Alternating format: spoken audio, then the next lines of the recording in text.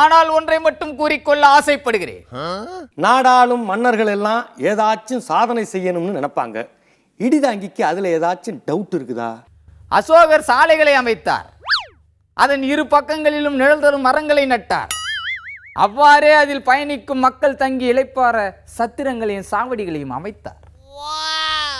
ஆனால் அவர் சுங்கச்சாவடியை அமைத்தாரா? அவருக்கு உங்களை மாதிரி ஐடியா கொடுக்க ஆள் இருந்திருக்காது.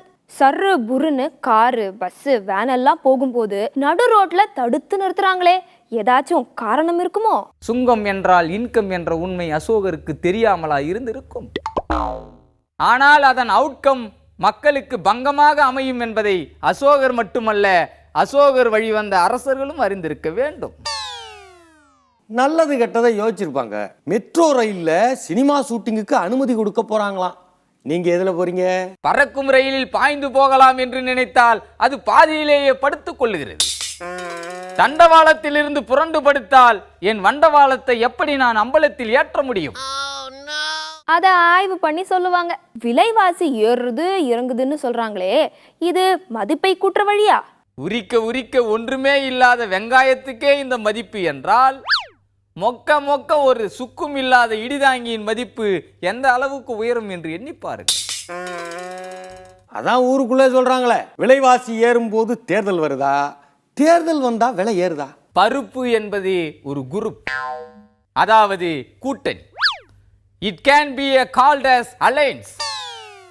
வெங்காயம், முருங்கைக்காய், கத்திரிக்காய், மாங்காய் இன்னும் பிற காய்கள் சேர்ந்த அந்த கூட்டணியில் பருப்பை காணாவிட்டால் கோட்டையில் சாம்பார் எப்படி கொதிக்கும்?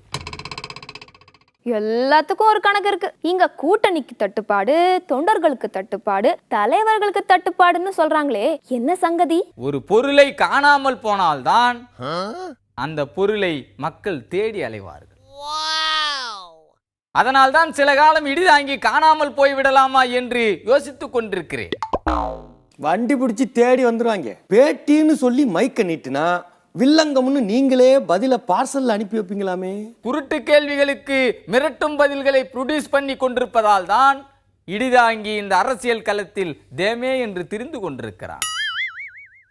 எல்லாம் ஒரு நன்மைக்குதான். ஆனா உங்களோட கருத்துக்களை கேட்டு புல்லரிச்சு போகுதாமே. ஆனால் என் கேள்விகளில் ஒரு சுக்கும் இல்லை, சுண்டக்காயும் இல்லை என்று என்பதை என் தொண்டர்கள் அறிவார்கள்.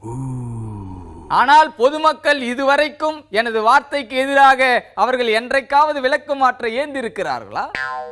நெவர் எவர் எவர். இதுக்கு ஒன்றும் குறைச்சல் இல்லை. அல்லும் பகலும் அயராது உழைக்கிறது மக்கள் நலன் காக்கத்தான்னு சொல்றாங்களே, உண்மையா? அதிகாலை 9 மணிக்கே எழுந்து எழுச்சி கொள்ளும் இடிதாங்கி பின்னிரவு 10 மணி வரைக்கும் பின்னி பெடல் எடுத்து கொண்டிருப்பது எதற்காக? பாதி அரட்டை பாதி குரட்டை என்று காலத்தை கழித்துக் கொண்டிருக்கும் இந்த சமூகத்தை தட்டி எழுப்புவதற்காக.